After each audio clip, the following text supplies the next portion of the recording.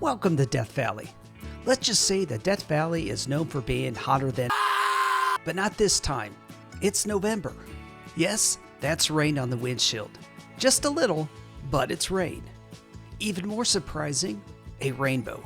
On my way to Badwater, we stopped at the Furnace Creek Visitor Center so I could add a stamp to my National Park Passport book that I've been collecting stamps in for 20 years. Along the drive, I decided to get a travel photo. I also discovered that I'll have to embrace something that I normally would try to avoid: heat distortions. Even though it's late fall, in vast open landscapes like this, there'll be a lot of heat distortion when you're close to the ground. One of the places I want to stop at is the Devil's Golf Course. We're already well below sea level. Here in the playa, the ground is no longer dirt. It's definitely salt. Yep, salt. It tastes like salt. Gross. Salt. This alien landscape is going to provide me with a unique but challenging opportunity. I'm setting my tripod very low to the ground, which means I'll be focus stacking. My February 1st episode will walk you through my focus stacking process, so make sure you subscribe and turn on your notifications so you don't miss it.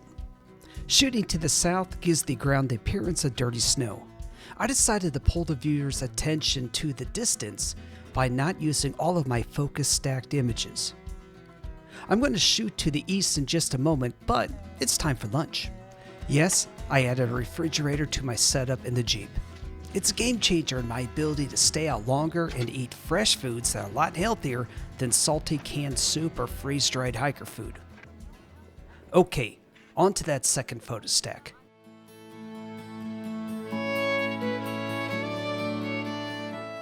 Looking to the east, the salt is less dirty and it feels more like I'm on the ice in Antarctica rather than standing on salt in the middle of one of the hottest places on Earth. My goal is to capture the details of the salt crystals all the way out to the mountains. This focus stack looks great.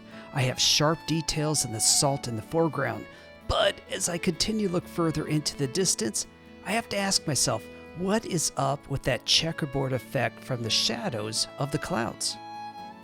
Well, later I'll have to go back to Photoshop and fix that and clone out those cars before this photo is ready to sell. Moving on from the Devil's Golf Course, we continue to Badwater. Here in Badwater, there's a spring with snails actually living in this salty, briny water. The shot that I'm going for is one that looks straight down this path into the basin. The problem is all these people. I'll remove these people using a technique that I showed all of you how to do when I was in Rome. I'll have a link in the description to that episode. Despite taking 84 photos, there were still areas where the people didn't move. For that, I used Lightroom's AI removal tool to get rid of those people. This big group had me worried, but for the most part, the AI tool did a great job. I desaturated the color and warmed the image just a bit, then I did a crop. Beautiful desolation is the way that I would describe this photo. Due to the curvature of the playa, the horizon looks a bit slanted. This is the natural slope and shape of the playa, so there's nothing I really can do about it. Also, the worn trail from foot traffic is not straight in front of the boardwalk. It's just a bit to the left at that choke point. Besides all that, I think this really expresses the reality of one of the harshest climates on Earth. Let me know your thoughts in the comments. Dad wanted to go on a short hike, so we headed up the Natural Bridge Trail. It was nice that it was in a canyon and protected us from that grueling sun.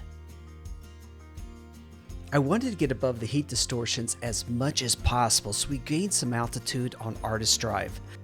From up here, I still wasn't able to get above the heat distortions, but this gave me another opportunity. I was able to use those heat distortions to create some beautiful abstracts.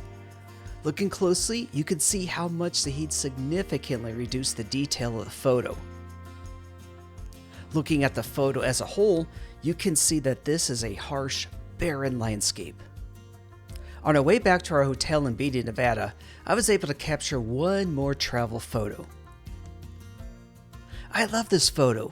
You can't tell, but I'm actually shooting uphill. The compression effect that I get by using my 500mm lens, along with using some dehaze and contrast adjustments, bring out the majesty of the mountains in the distance. And there you have it. The secret to making mountains pop: use a long lens. I have many more photographic adventures yet to come. I'd appreciate it if you would consider giving me a bit of your precious time by subscribing to my channel. Take care, and I'll see you in the next episode.